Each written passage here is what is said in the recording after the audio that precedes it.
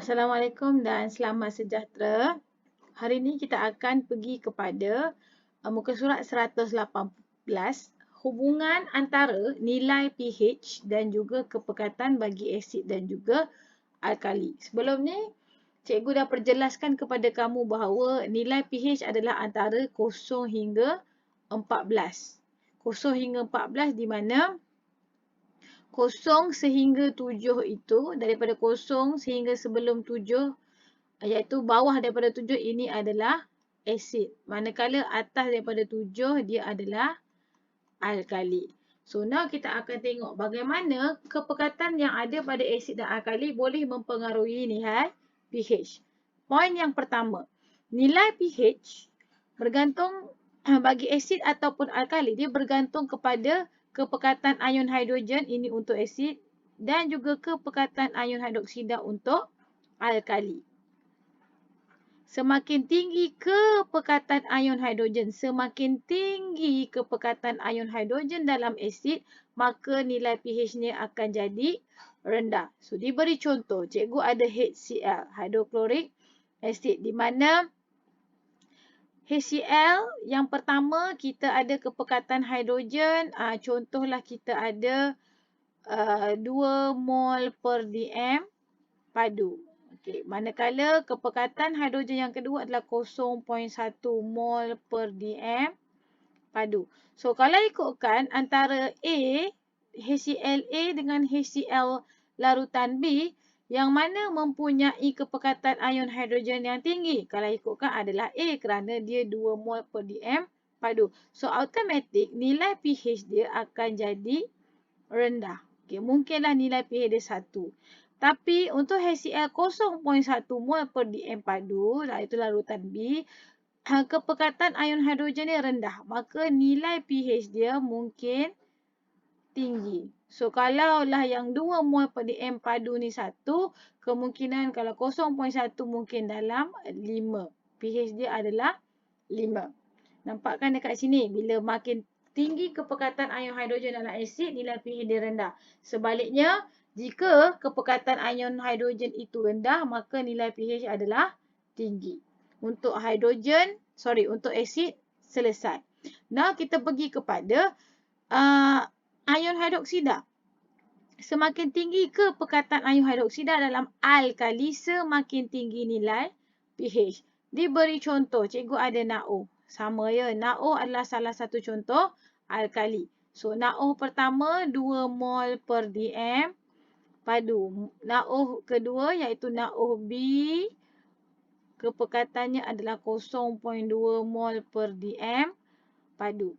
So, bila 2 mol per dm padu NaO, maksudnya ion hidroksida dia juga adalah 2 mol per dm padu. Maka kalau kita tengok ni kepekatan dia tinggi. Tapi dia punya pH juga akan jadi tinggi.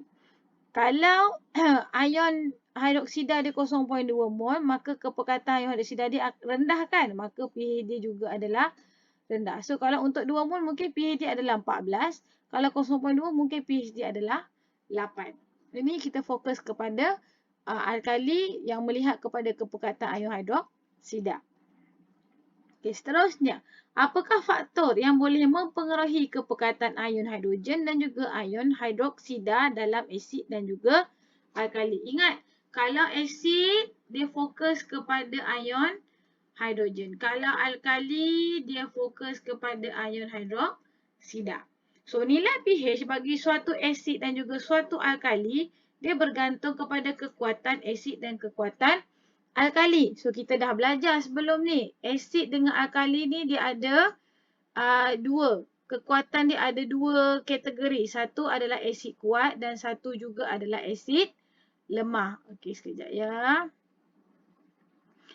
Kalau asid kuat, kita tahu apa yang dimaksudkan dengan asid kuat. Asid kuat tu dia, okey, cikgu tulis sini ya. Okey. Kita ada kuat, kita ada lemah. Samalah asid dengan alkali, dua-dua ada kuat, ada lemah. So, jika kekuatan asid dia adalah tinggi, maka maksudnya dia mengion sepenuhnya. Mengion sepenuhnya, kepekatan ion hidrogen dia juga adalah tinggi. So kalau dia asid lemah ataupun alkali lemah, so ni cerita kita pasal asid asid lemah. So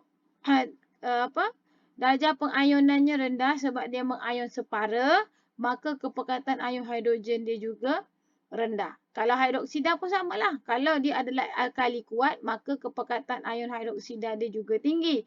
Kalau dia adalah alkali lemah, mengayon separa, kepekatan ion hidroksida dia juga adalah rendah. Itu dari segi kekuatan asid dan alkali. So kalau asid kuat, maka nilai asid kuat sebab dia mengayon sepenuhnya menghasilkan kepekatan ion hidrogen yang tinggi, maka dia mempunyai nilai pH yang rendah. Kalau asid itu asid lemah, memandangkan kepekatan ion hidrogen dia rendah, maka nilai pH dia adalah tinggi. Itu perkaitan dia. Dari segi yang kedua, faktor yang kedua adalah kemolaran ataupun kepekatan untuk asid dan juga alkali. Okay, asid dan alkali. Contoh, kita mempunyai asid yang sama. Contoh, cikgu ada HCl tapi 1.0 mol per dm padu. Satu adalah 0.1 mol per dm padu. Sama macam konsep yang sebelah kanan cikgu cakap ni. So, kalau kepekatan asid dia tinggi, maka bila dia mengayon, dia menghasilkan hidrogen yang tinggi juga.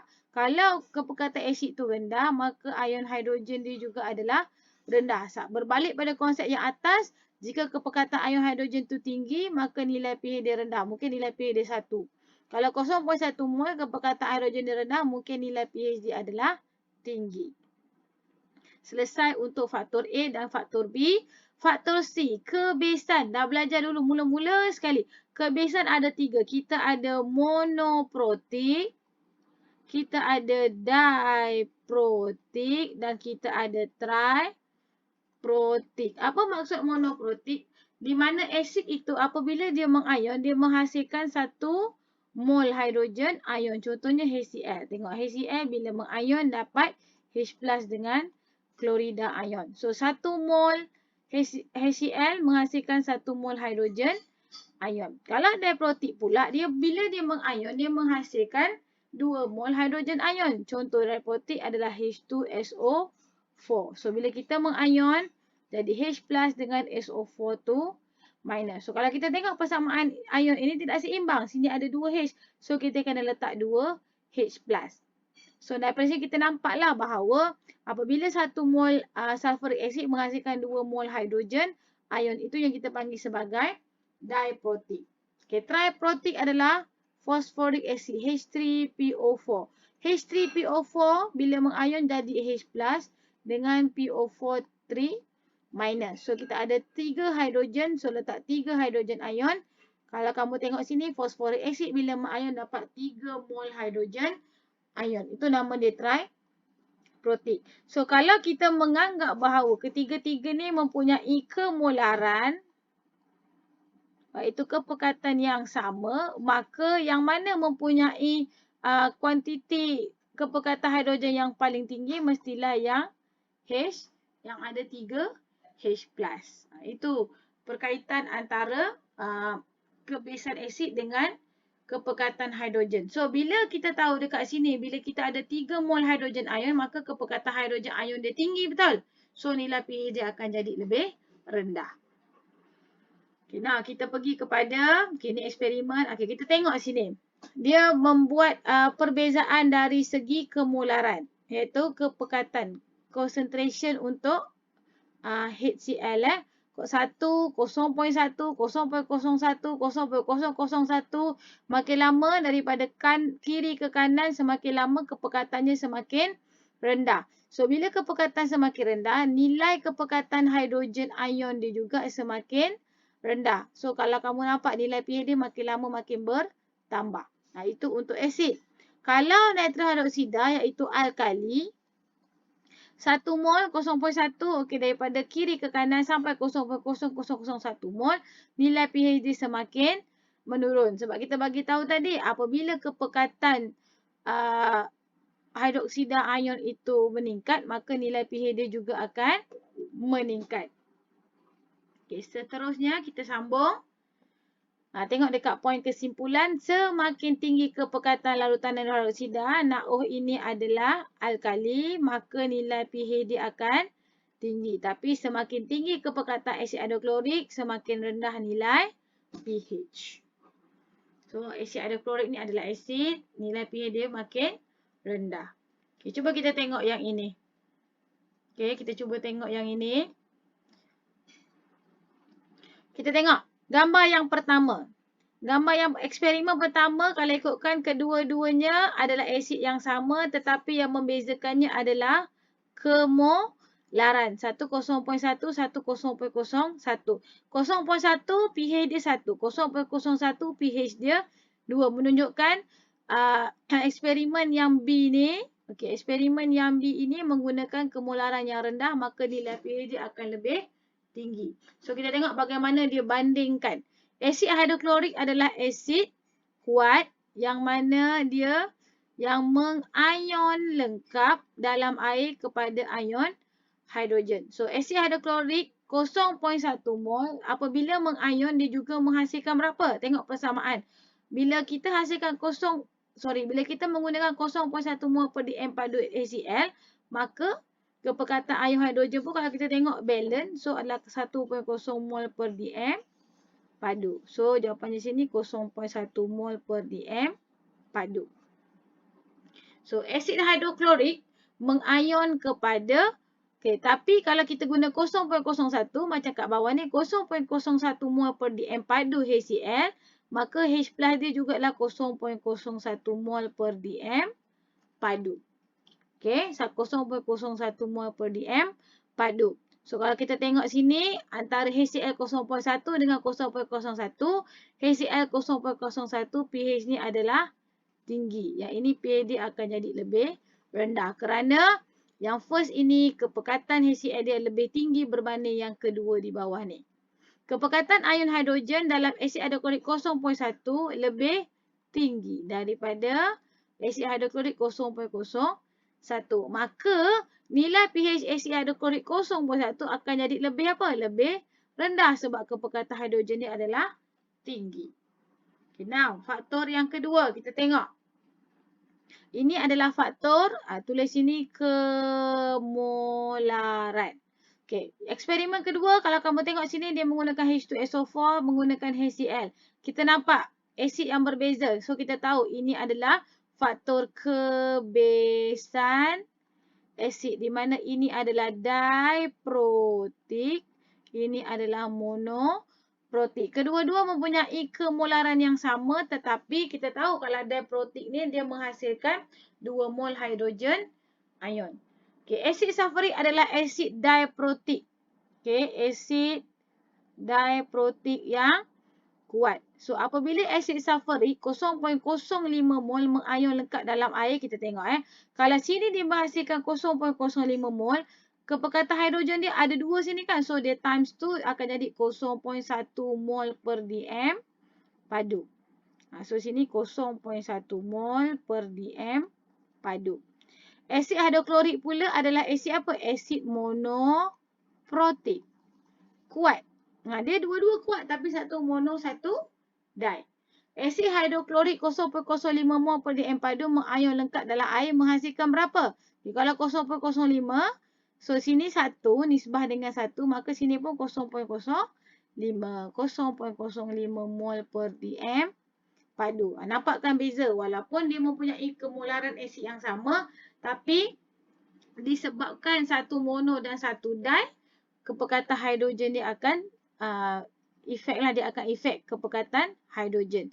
So kepekatan ion hidrogen dalam asid sulfurik 0.05 adalah 2 kali ganda daripada asid hidroklorik. Sebab sini 0.05 kan. So bila guna H2SO4 jadi 0.1. Maka nilai pH bagi asid sulfurik 0.05 akan jadi lebih apa? Lebih rendah lah sebab dia mempunyai kepekatan hidrogen yang lebih tinggi. Okay, yang terakhir sekali adalah faktor kita tengok. Ini menggunakan HCl, sini menggunakan CH3COOH. So ini adalah faktor apa? Faktor kekuatan asid. HCl asid kuat, CH3COOH etanoik asid adalah asid lemah. So kalau asid lemah dia mengayon apa? Dia mengayon separa. Kalau asid kuat dia mengayon apa?